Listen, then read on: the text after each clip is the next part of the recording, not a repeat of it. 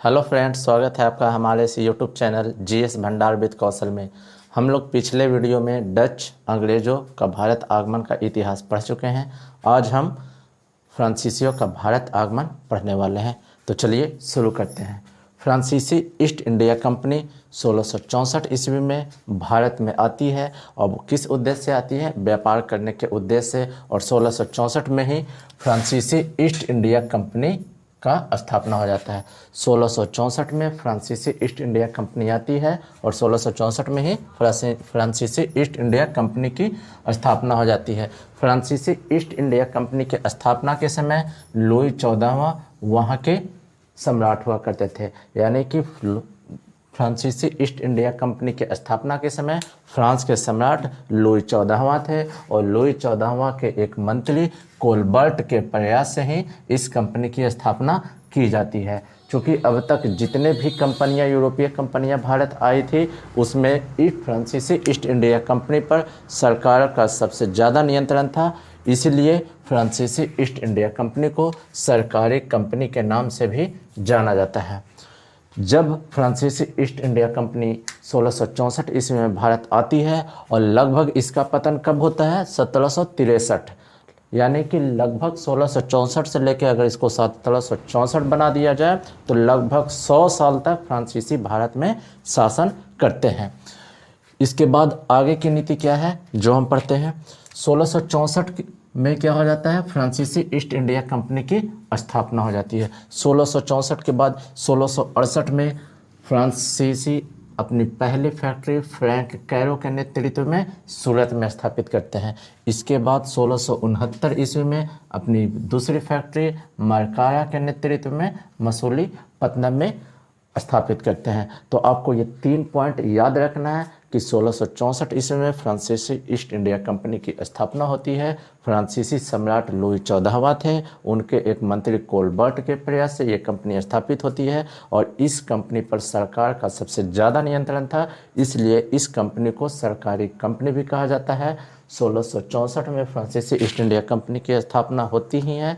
उसके बाद 1668 में अपनी पहली फैक्ट्री फ्रैंक कैरो के नेतृत्व में सूरत में, अगले साल 1669 में मरकारा के नेतृत्व में मसूलीपट्टनम में दूसरी फैक्ट्री स्थापित कर ली जाती है। इसके बाद आगे 1673 ईस्वी में फ्रैंक मार्टिन द्वारा, एक सूबेदार हुआ करते थे बंगाल के आसपास के क्षेत्र का, जिनका नाम था शेर खां लोदी, उनसे ये एक गांव उधार पे लेते हैं और उस गांव को बसाते हैं और उस गांव का नाम क्या रख दिया जाता है?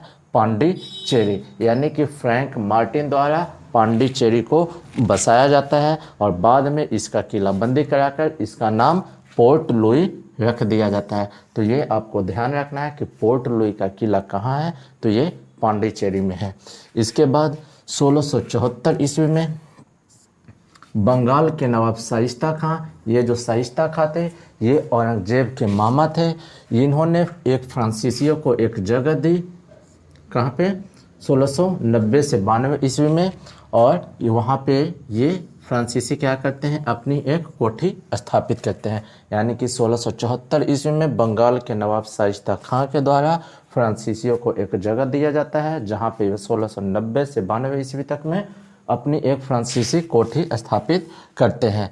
लेकिन अगले कुछ दिन बाद, कुछ सालों बाद 1693 ईस्वी में फ्रांसीसियों के कब्जे से होता क्या है कि जो डच पहले से यहाँ पे आए हुए थे वो पांडिचेरी को छीन लेते हैं। लेकिन 1697 ईस्वी में एक समझौता होता है अंग्रेज और डच के बीच। इस समझौते को रिजविक समझौता कहा जाता है और रिजविक समझौते के बाद पुनः फ्रांसीसियों को पांडिचेरी मिल जाता है। तो आपको स्टार्टिंग का ये इतना क्रम ध्यान से याद रखना है कि 1664 में फ्रांसीसी ईस्ट इंडिया कंपनी की स्थापना लुई 14वां शासक था, मंत्री कोलबर्ट के प्रयास से होता है।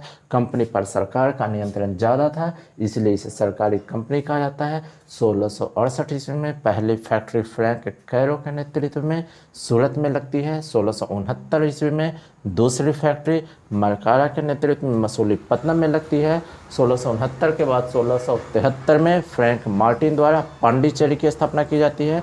1674 ईस्वी में बंगाल के नवाब शाइस्ता खां द्वारा एक फ्रांसीसी कोठी स्थापित की जाती है। उसके बाद 1693 ईस्वी में फ्रांसीसी और डच एक दूसरे से उलझ जाते हैं और पांडिचेरी को डच अपने कब्जे में ले लेता है। लेकिन 1697 ईस्वी में डच और फ्रांसीसियों के बीच एक समझौता होता है। उस समझौते को रिजविक समझौते के नाम से जानते हैं और इस समझौते के बाद पांडिचेरी पुनः फ्रांसीसियों को मिल जाता है। तो ये सारी चीज़ें आपको क्रम से याद रखना है।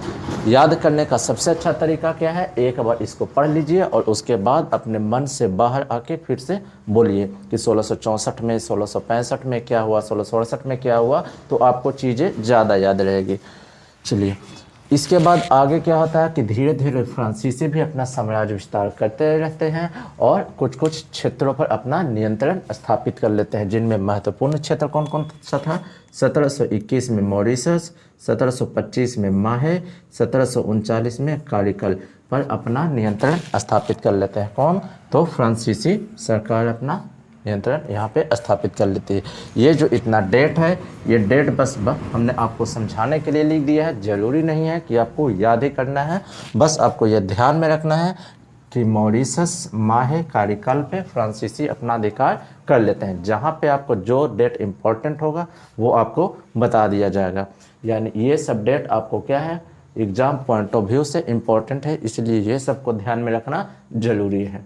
इसके बाद जब फ्रांसीसी क्षेत्र विस्तार करने लगते हैं तो यहाँ भी फ्रांस की सरकार ने एक गवर्नर बना के भेजते हैं और जो गवर्नर आता है, जो फ्रांस का सबसे पहला गवर्नर बन के आता है, उसका नाम था डुप्ले। जो डुप्ले था एक बहुत ही महत्वाकांक्षी शासक था, महत्वाकांक्षी गवर्नर के रूप में उभरता है। 1742 से पहले जब 1742 ईस्वी में डुप्ले भारत में फ्रांसीसी गवर्नर बन के आता है तो इसकी नीति भारत में आते के साथ ही बदल जाती है। जब ये 1742 में आता है तो 1742 से पहले भारत में क्या था, जितने भी फ्रांसीसी लोग आ रहे थे वो उन सबका मेन उद्देश्य क्या था, भारत में व्यापार करना। लेकिन 1742 में जैसे ही डुप्ले आता है इसकी नीति बदल जाती है और ये भारत के व्यापारिक मामलों से हटकर राजनीतिक मामले में हस्तक्षेप करने लग जाता है। और इसकी जो महत्वाकांक्षा थी कि हम भारत में क्या करेंगे, शासन करेंगे, यानी कि भारत में शासन करने का जो पहला ख्वाब देखा था वो डुप्ले ने देखा था। लेकिन डुप्ले इस मामले में ज़्यादा सक्सेस नहीं हो पाया और इसी का फ़ायदा अंग्रेज उठा के ले गए, क्योंकि इनसे शक्तिशाली ज़्यादा आपके अंग्रेज थे। चलिए, तो ठीक है। तो 1742 से पहले फ्रांसीसियों का मुख्य उद्देश्य व्यापार करना था, लेकिन 1742 के बाद जब डुप्ले गवर्नर बन के आता है तो ये राजनीतिक लाभ को देखने लगते हैं। ठीक है, चलिए, इसके बाद डुप्ले की इसी महत्वाकांक्षा नीति के कारण अंग्रेज और फ्रांसीसी आपस में उलझ जाते हैं। फलस्वरूप इनके बीच में 3 महत्वपूर्ण युद्ध होता है। चूँकि ये लड़ाई कर्नाटक के क्षेत्र में लड़ी गई थी, इसलिए इस युद्ध को कर्नाटक के युद्ध के नाम से जाना जाता है। तो टोटल 3 लड़ाइयाँ आपकी हुई थी। पहला कर्नाटक युद्ध, दूसरा कर्नाटक युद्ध, तीसरा कर्नाटक युद्ध। पहला कर्नाटक युद्ध 1746 से 48, दूसरा कर्नाटक युद्ध 1749 से 54, तीसरा कर्नाटक युद्ध 1756 से 63। तो आपको क्रम से याद कर लेना है कि पहला कर्नाटक युद्ध 1746 से 48, दूसरा 1749 से 54, तीसरा 1756 से 63 के बीच में होता है। ये जो जितने भी युद्ध होते हैं, 3 प्रकार के जो युद्ध होते हैं, ये किस संधि के तहत समाप्त होते हैं, तो वो यहाँ पे लिखा हुआ है। पहली कर्नाटक युद्ध जो है ये आपका एक्स-ला-पेल की संधि, जो यूरोपीय कंट्री का एक देश होता है, एक जगह होता है वहाँ का, एक्स-ला-सापेल की संधि। जो द्वितीय कर्नाटक युद्ध है वो पांडिचेरी की संधि, और जो तीसरा कर्नाटक युद्ध है वो पेरिस की संधि के तहत समाप्त होता है। यानी कि याद करने का तरीका है, आपको स्टार्टिंग का एक्स, पा और पे, यानी एक्स, पा, पे आप याद रख लीजिए, आपको आसानी से इसका संधि याद हो जाएगा। तो पहला संधि एक्स-ला-पेल की संधि, दूसरा पांडिचेरी की संधि, तीसरा पेरिस की संधि। जब ये कब होता है तो ये 1748 में होता है, ये 1754 में होता है और ये आपका 1763 में होता है। जब युद्ध समाप्त होता है उसी युद्ध के लास्ट साल ये क्या हो जाता है, संधि हो जाता है। तो आपको ये 3 कर्नाटक युद्ध याद रखने हैं। आखिर ये 3 कर्नाटक युद्ध होने के इसके पीछे क्या क्या कारण थे, तो हम चलिए आपको बता देते हैं कि पहला कर्नाटक युद्ध होने का कारण क्या था। चूँकि ये यूरोपीय कंट्री का एक देश था ऑस्ट्रिया, तो ऑस्ट्रिया में उत्तराधिकार को लेकर एक विवाद उत्पन्न हो जाता है। क्योंकि होता क्या है, ऑस्ट्रिया के राजा की मौत हो जाती है और उसकी एक पुत्री थी जिसका नाम था मारिया थेरेसा, और ये विवाहित थी। तो एक लोग जहाँ ये 2 ग्रुप में बढ़ जाते हैं, ऑस्ट्रिया के लोग जो है वो 2 ग्रुप में बढ़ जाते हैं। जहाँ एक ग्रुप मारिया थेरेसा को सपोर्ट कर रहा होता है, वही दूसरा ग्रुप मारिया थेरेसा को सपोर्ट नहीं कर रहा होता है। जो सपोर्ट कर रहा होता है वो ब्रिटेन वाले होते हैं, जो नहीं सपोर्ट कर रहा होता है वो फ्रांसीसी वाले होते हैं। इसका परिणाम लास्ट में यही निकलता है कि इन दोनों के बीच संधि हो जाती है 1748 ईस्वी में, एक्स लापेल की संधि, और मारिया को उत्तराधिकार का पद मिल जाता है। तो पहला कर्नाटक युद्ध का बस यही कारण आपको ध्यान में रखना है कि ऑस्ट्रिया में उत्तराधिकार युद्ध के विवाद को लेकर ये पहला कर्नाटक युद्ध होता है, चूँकि इसका परिणाम भारत में भी देखने को मिलता है। इसके बाद दूसरा कर्नाटक युद्ध यही इसी कारण होता है। हैदराबाद और कर्नाटक जो भारत के 2 अभिन्न अंग थे, एक इसी को लेकर कर्नाटक और हैदराबाद में भी गद्दी को लेकर विवाद उत्पन्न हो जाता है, और इसी विवाद को लेकर इसका असर भारत में अंग्रेज और फ्रांसीसियों के बीच में भी देखने को मिलता है। जहां एक ओर को ब्रिटेन वाले सपोर्ट कर रहे होते हैं, वहीं दूसरे वाले को फ्रांसीसी लोग सपोर्ट कर रहे होते हैं। फलस्वरूप ये दोनों आपस में उलझ जाते हैं और इसी बीच दूसरा कर्नाटक युद्ध हो जाता है। इसके बाद आपका तीसरा कर्नाटक युद्ध है।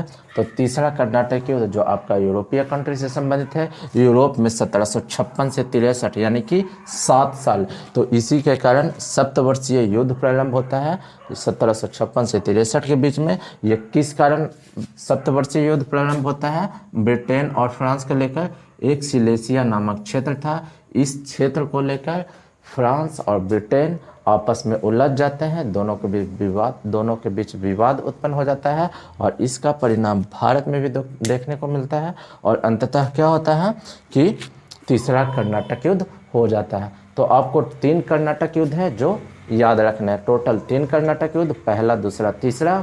पहले कर्नाटक युद्ध, दूसरा कर्नाटक युद्ध, तीसरा कर्नाटक युद्ध। ठीक है, पहला कर्नाटक युद्ध का कारण क्या था? ऑस्ट्रिया में उत्तराधिकार का युद्ध। दूसरे कर्नाटक युद्ध का कारण क्या था? हैदराबाद और कर्नाटक में गद्दी को लेकर विवाद। और तीसरा कर्नाटक युद्ध का कारण सप्तवर्षीय युद्ध का होना था। बाकी आप 3 संधि एक्स पापे के नाम से याद रख सकते हैं।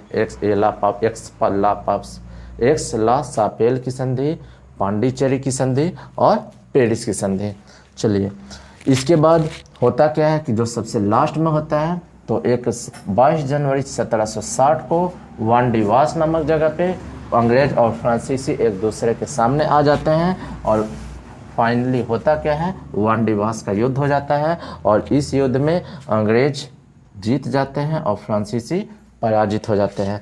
इस वानडीवास के युद्ध में जो अंग्रेजी सेना का नेतृत्व कर रहे होते हैं वो आयरकोट होते हैं, और फ्रांसीसी सेना का नेतृत्व काउंट डी लाली करते हैं। तो ये आपका एग्जाम पॉइंट ऑफ व्यू से इम्पोर्टेंट है, ये सब चीज़ें आपको ध्यान में रखनी है। इसके अलावा जब फ्रांसीसी यहाँ से हार जाते हैं, लेकिन कुछ कुछ क्षेत्र पर इनका नियंत्रण भारत की आज़ादी के समय के बाद भी बना रहता है। जैसे कि पांडिचेरी को भारत में कब मिलाया जाता है? तो 1954 यानी कि 1954 ईस्वी में। इसका मतलब ये हो गया कि 1954 से पहले तक पांडिचेरी पर जो नियंत्रण था वो फ्रांसीसियों का था, लेकिन 1954 ईस्वी के बाद इस पर नियंत्रण भारत सरकार का हो गया। कुछ और पॉइंट अगर जानना चाहें तो ये जो ईस्ट इंडिया कंपनी थी, ईस्ट इंडिया कंपनी को ये जो शाइस्ता खान जो बंगाल के नवाब थे, और हमने आपको बताया है कि जो शाइस्ता खान थे वो औरंगजेब के मामा भी थे, तो इन्होंने ईस्ट इंडिया कंपनी को नीच, झगड़ालू और बेईमान लोगों की कंपनी कहकर संबोधित किया था। हालांकि आपको ये आपको जब ब्रिटिश पढ़ाया गया था उसी में बता देना चाहिए था, लेकिन कुछ कुछ चीज़ें छूट जाती है जो आपको बाद में कवर कर दिया जाता है। तो ये बेसिकली आपका फ्रांसीसियों के भारत आगमन का इतिहास रहा, कैसे कैसे वो भारत आए, क्या क्या कंपनियां स्थापना की हैं, कहाँ कहाँ कंपनियां स्थापना की हैं, उसके बाद क्या इनका इतिहास रहा, कितने लड़ाइयाँ लड़े। तो ये सब चीज़ें आपको एक बार अच्छे तरीके से ढंग से पढ़ लेना है और इसका ढंग से रिवीजन कर लेना है। तो आज का ये वीडियो बस यही तक है। तो इस प्रकार यूरोपीय कंपनियों में जो मेन कंपनियां थी उसके बारे में हम पढ़ चुके हैं। अंग्रेज, डच, फ्रांसीसी, पुर्तगाल, ये सब का अध्ययन हम कर चुके हैं। अब अगले वीडियो में हम अगले वीडियो में हम उत्तराधिकार का युद्ध जो आगे होता है औरंगजेब की मृत्यु के बाद, जो उत्तरकालीन मुगल काल प्रारंभ होता है, उसके बारे में अध्ययन करते हैं। तो आपको कैसा लगा वीडियो ज़रूर बताइएगा। कोई सजेशन हो तो ज़रूर कमेंट कीजिएगा। तब तक के लिए धन्यवाद।